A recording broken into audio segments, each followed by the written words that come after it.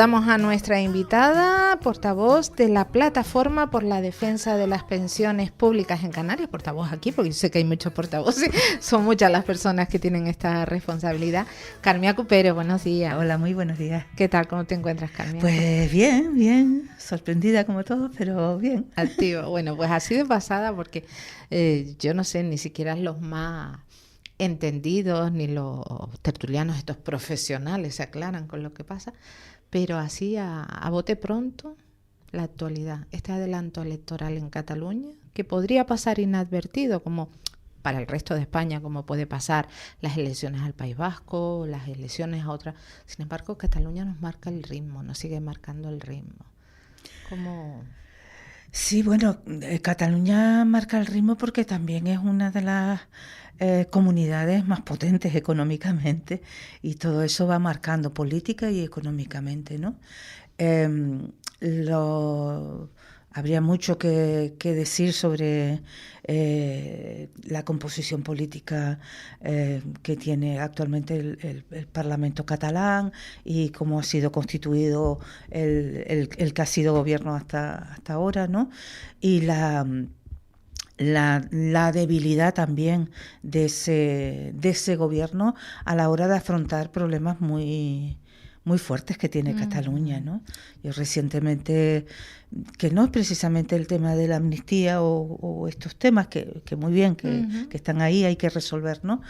Pero yo recientemente estuve por allí y me ha sorprendido el nivel de la pobreza, ¿no? Es decir, por un lado la gran riqueza y al ladito, en los mismos soportales de la riqueza, la pobreza, ¿no? No había calle por la que pasé, y esto estoy hablando de principios de marzo, no había calle por la que pasé donde no hubieran personas durmiendo en la calle, ¿no? Y bastante, no una ni dos, en los soportales. Y al lado te veías esos grandes restaurantes, esos grandes hoteles, esos grandes yates esas que grandes están colas ahí, para ver monumentos. Ahí, sí, o sea, la gran riqueza, ¿no? Algún político también que vi entrando en esos restaurantes prohibitivos, ¿no? Y sin embargo, al lado, en el portal al lado, viviendo bajo cartones familias.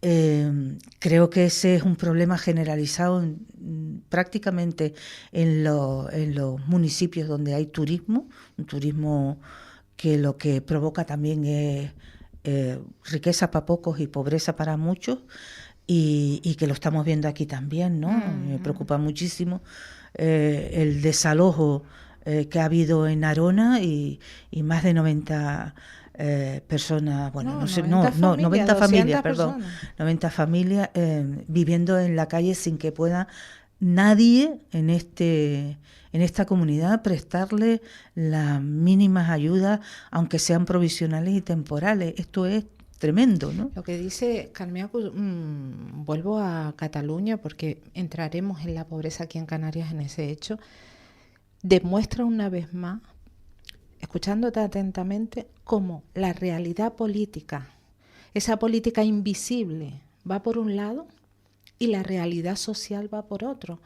Porque hay un adelanto electoral no por las reclamaciones sociales, no por la pobreza, no por el alto índice de delitos que se están cometiendo, sino por un casino.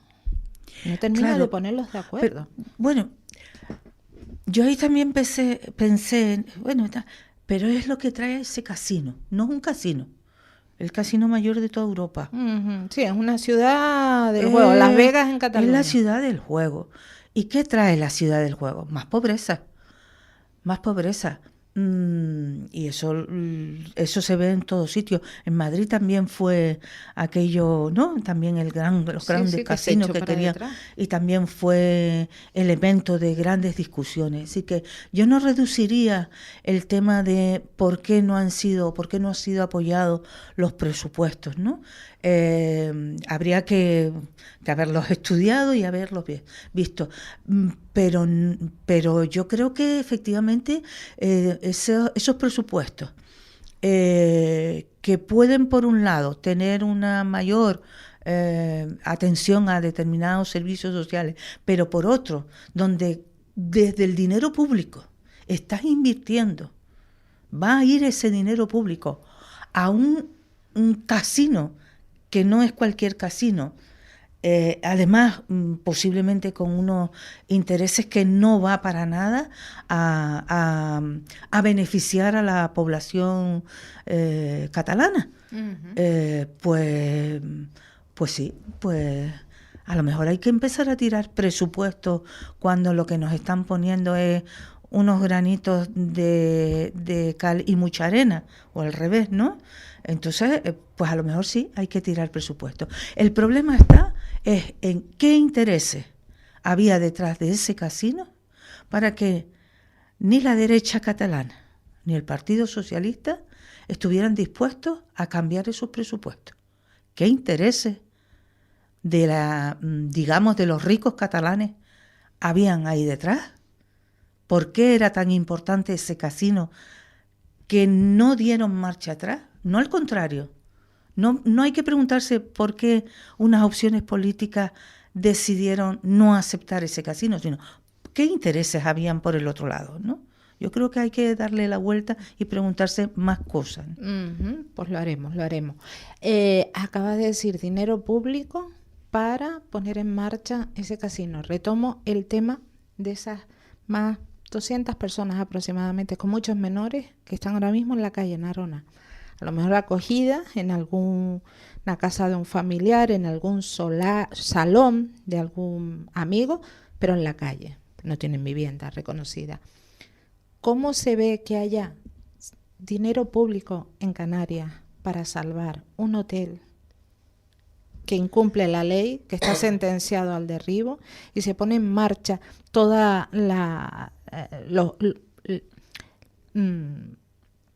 abogados de Canarias para salvarlo? Y sin embargo ayer escuchábamos a la concejala de Servicios Sociales de Arona que una vez que esa gente está en la calle se va a ver qué se hace de emergencia para poner en marcha alguna ayuda. Pues yo creo que lo que tenemos es un gobierno, lo tengo que decir así, claro, un gobierno donde está priorizando desde que tomó posesión lo que es mantener la pobreza en Canarias y beneficiar a lo que son los sectores, digamos, más ricos del turismo. También hay sectores del turismo muy empobrecidos, pobres, sí, ¿no? Sí. No podemos meterlos a todos en un mismo cajón, ¿no? El hecho de que se haga esa gran ciudad o que se esté proyectando esa gran ciudad, nueva ciudad, es decir, que estemos hablando en Canarias de una nueva ciudad, ya nos tiene que ponerle un poquito los pelos de punta de lo que significa de terrenos no edificados y con los poquitos que nos quedan, ¿no? Y una gran ciudad donde no va a haber vivienda pública, que todo va a ser para ese turismo que viene, compra y que poco a poco se está haciendo con todas las islas, ¿no? Y que llegará un momento en que la propia población canaria, como siempre, continúe siendo las camareras de piso, continúen siendo las criadas, los criados de esos grandes que tienen, ¿no? Estamos viendo cómo se dejan caducar multas y cuestiones y sentencias como las del Gran Hotel allá que hay que derribar, el río, ¿no? En Lanzarote. En Lanzarote, que hay que derribarlo sí o sí, y sin embargo se intenta de nuevo salvar, ¿no? Bueno, ya vimos la patita aparecer cuando se le dio el premio, o cuando estamos viendo que se han reanudado las obras en Las Tejitas y que nadie lo ha vuelto a parar, ¿esto qué es, no? O que se siguen impulsando aquellos proyectos que tanto ha costado a la población paralizar, ¿no? Y que se sabe que mayoritariamente en la población no se apoya este tipo de turismo, no se apoya este tipo de especulación con nuestro terreno y con nuestros dineros públicos, ¿no? Hemos visto cómo siguen con su empeño en sacar ese circuito del motor. Estamos viendo cómo los dineros públicos se están yendo para cuestiones que no son las que realmente... De interés general, la verdad. Claro, e incluso esta emergencia hídrica que todos decimos, uy, la falta de agua y tal, y todo está, es que resulta que detrás lo que hay no es políticas que digamos, oiga, hay que reducir, no, son políticas para reducir al sector agrario, precisamente. No se habla nada de reducir al sector turístico, nada. Reducir a la población, pero es que encima abrir la mano y que no exista tanto control en las políticas que se hagan sobre el agua, ¿no? En donde estamos viendo que también hay muchos intereses de determinados sectores relacionados con el agua y no se mira toda una política global y general. Entonces, bueno, pues estamos ante un fenómeno no nuevo, pero que se repite en nuestra historia de un gobierno que lo que está haciendo es primar los intereses de unos pocos frente a los intereses de la gran mayoría. Gobierno de Canarias, irremediablemente tenemos que mirar a cómo no se van a llevar a cabo los presupuestos generales del Estado. Ya lo decía ayer el presidente, se va a trabajar para los de 2025. Estamos hablando de la población canaria. Si ponemos la atención todavía aún más en las mujeres y si ponemos aún la atención aún más en las pensiones no contributivas que llevan a un gran número de mujeres, ¿cómo queda esto? Porque estamos viendo dinero público que se va para intereses privados, pero ustedes desde la plataforma de las pensiones públicas llevan 2 años esperando ese complemento autonómico para esas pensiones no contributivas. Llevamos más. O más, pero desde esa ley que se acordó, sí, creo que fue hace 2 años, sí, ¿no? fue o sea, una ley aprobada. Un año y algo, sí. La ley aprobada. Llevamos mucho tiempo detrás de ese complemento para las pensiones no contributivas, aunque nosotros también pedimos que se extienda a las pensiones contributivas que están en las mismas condiciones económicas, ¿no? Porque las hay. Tanto de viudedad como de orfandad, como de bueno, incluso de jubilaciones, ¿no? Y que afectan fundamentalmente a las mujeres. Teníamos la esperanza, aunque ya le decíamos al gobierno autónomo que tenía ya que sacar ese complemento. Nos decían que bueno que había un límite en la ley estatal que impedía dar lo que ellos querían. Le dijimos, vale, pues se puede esperar un poquito para ver, y en principio se esperaba, o ellos tenían la esperanza, en que junto con los presupuestos, que siempre hay modificaciones en la ley de la seguridad social y en otros que tienen que ver con la parte económica, pues esperaban que se pudiera modificar ese límite de renta que pone la ley estatal, y que en ese sentido pues el complemento se pudiera dar a todas las personas que tienen no contributiva de forma igualitaria, ¿no? Cuando escuchamos ayer que se prorrogaban los presupuestos, bueno, pues no nos quedamos así, porque ¿y ahora qué? Ahora, ¿cuál es la vía que va a optar el gobierno autónomo para que se pueda modificar la ley de la seguridad social? Perdón. O va a ser lo que ya le dijimos hace pocos días, de no esperar a esa modificación, de que pongan ya el complemento, aunque sea poca cantidad, pero que lo pongan, y cuanto ese límite de renta se ha superado, pues se hagan los cambios necesarios. Lo que está claro es que la gente de las pensiones no contributivas, cobrando como máximo esos 517 euros mensuales, son precisamente de las personas que estamos viendo que ya no pueden ni siquiera sustentar sus propias casas, si las tienen, y las tienen que estar vendiendo. Uh-huh. O la mayoría que no las tiene, pues están ya, ni siquiera pueden compartir vivienda, y estamos viendo cómo están aumentando esas personas viviendo en la calle o en la auténtica miseria, o dependiendo de sus familiares, siempre y cuando los tengan y puedan, ¿no? Uh-huh. Es algo que el gobierno autónomo tiene que ponerse las pilas. Tiene que ponerse las pilas también en muchísimas cosas, como es la pobreza, que en Canarias sigue creciendo. Y sigue creciendo, entre otras cosas, porque ese cuarto de población que hoy recibe pensiones de todo tipo, más del 60% está viviendo en la pobreza, y son mujeres. Uh-huh. Entonces, de nada nos vale que se salga con actos institucionales los 8 de marzo, y no se nos hable de la pobreza que hay en Canarias y qué políticas van a desarrollar. No escuché absolutamente nada de las políticas institucionales referidas a la pobreza de las mujeres. Nada. Ni de las mujeres trabajadoras ni de las mujeres pensionistas, por ejemplo. Y yo creo que en Canarias, que además está eso unido con el tema de la migración, es uno de los temas prioritarios que tiene. El de la pobreza es el prioritario máximo, y estamos viendo que van los caminitos por otro lado. Uh-huh. Los senderos se alejan. Sí. Carmen, hablamos la mayor parte de las personas preceptoras de las pensiones no contributivas son mujeres, y en este punto habría que matizar, sobre todo, cada vez escucho más, es que se le están dando paguitas.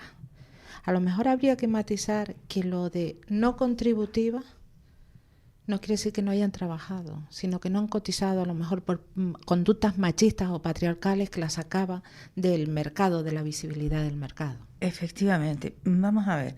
Existen 2 tipos de pensiones no contributivas: las que son de invalidez, que son muchas personas, son las personas que tienen más de un 65% de dependencia. Esas personas no han podido trabajar y por lo tanto no pueden trabajar. Uh-huh. Y por lo tanto es un derecho reconocido en la Constitución, de que nos habla de que hay un artículo que dice que toda persona tiene derecho a una pensión, y a una pensión además suficiente. La ventaja de la desventaja. Claro. ¿Y por qué está recogido en la Constitución? Porque es un derecho, y un derecho humano. Los derechos humanos no se discuten. No se discuten.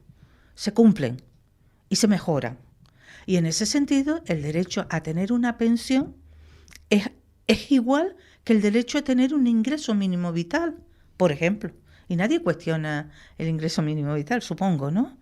O tener un derecho más amplio, como puede ser una renta básica, ¿no? Que ha sido planteada por muchos gobiernos y de distintos colores, uh-huh. Además, ¿no? Es decir, son derechos que tenemos como humanos. Lo que no puede suceder es que una parte de la población subsista y otra parte de la población muera porque no puede subsistir. Eso no podemos, sino ¿qué sociedad estaríamos? Eso por un lado. Segundo, quien dice paguita es porque tiene dinero. Ya saber cómo, ¿no? Que se permite ese lujo el lujo de menospreciar lo que para otras personas es su base para subsistir. Y ya podemos ver de dónde vienen, ¿no? Y ya podemos ver que sectores incluso votaron en contra de que se subieran las pensiones, tanto las no contributivas como las contributivas, ¿no? Ese menosprecio es un menosprecio a la pobreza, de la cual ellos aprovechan además, ¿no? Porque la pobreza también hacen caja de la pobreza muchas veces, ¿no? Y además hacen caja aprovechándose del sector llamado voluntario. Vemos cómo se atienden muchas cuestiones de la pobreza en función de la voluntariedad de las personas, de la solidaridad de las personas, pero no se hace desde los presupuestos generales del Estado o desde las propias empresas o desde quienes sacan los beneficios, ¿no? Digamos, la banca, etcétera, etcétera, ¿no? Vemos, por tanto, que tenemos un sector de la pobreza muy importante en Canarias que hay que atender, que esa pobreza tiene rostro de mujer, como venimos denunciando, y que no hay políticas que atiendan a esa pobreza. Y que lo único que se nos dice es que esa paguita es suficiente. Pues que prediquen con el ejemplo y quien diga eso le cambie sus ingresos por la paguita. Y veremos a ver qué hacen con esa paguita. Exacto. Carmiaco, nos quedan apenas un minuto. Venimos del 8M, de esas miles y millones de personas en la calle, tanto mujeres como hombres, defendiendo el feminismo, defendiendo la igualdad, defendiendo derechos humanos. ¿Qué percepción ha quedado en ti? ¿Seguimos avanzando? ¿Estamos tener atentos a no seguir perdiendo derechos? La sensación que he tenido es por una parte, de una fuerza increíble. Creo que es el único movimiento actual que además recoge muchísimas problemáticas, normal, porque las mujeres estamos en la sociedad y tenemos todos esos problemas, y desde los feminismos atendemos a todos esos problemas, los económicos, los sociales, los políticos incluso, ¿no? Todo el tema de las migraciones, todo el tema de la pobreza, como decía antes, ¿no? De la discriminación en el trabajo. Es decir, son tantos los campos en los que tiene que atender los feminismos, por eso yo lo pluralizo, ¿no? Que una vez más se ha demostrado la fuerza que hay. El movimiento no solo es la parte organizada en sí, sino que es en conjunto la conciencia que hay a nivel social. Pero también hemos constatado el ataque feroz que se produce por quienes consideran que no existe la discriminación por razón de género, por quienes consideran que no tienen nada, digamos, que ofrecer a un sector como las mujeres, porque en definitiva eso sucede en muchas opciones políticas, no tienen nada que ofrecer políticamente a las mujeres y lo que hacen es negar las cosas, ¿no? Y por parte de todos esos sectores y por parte de un sector de la sociedad hemos visto cómo hay una reacción muy fuerte hacia feministas y hacia los feminismos, ¿no? Eso quiere decir dos cosas. Por un lado, que hay que seguir avanzando, y por otro, cómo ese avance que estamos haciendo va por buen camino, porque nuestros avances significan el quitar privilegios de otros lados, ¿no? Y si hay reacción por aquellos que se sienten como atacados porque tienen privilegios, pues quiere decir que vamos por buen camino de que se los estamos quitando. Muy bien. Nos llega un mensaje, ¿no? Lo leo, dice, lo último es muy largo. Yo sé de personas que cobran las no contributivas y se han comprado un coche y no pierden una. Nadie controla. A esto voy a contestar yo, que también sé de personas que con dinero público viven en un piso de 1 millón de euros con un dinero cuestionado por la hacienda pública. Así que de todo hay. Carmiaco Pérez, muchísimas gracias por estar aquí con nosotros. Muchísimas gracias y además por contestar a esa pregunta. Bueno, continuamos, volvemos a hablar. La mañana de la 10 con Tere Coello. Para personas inquietas, Capital Radio.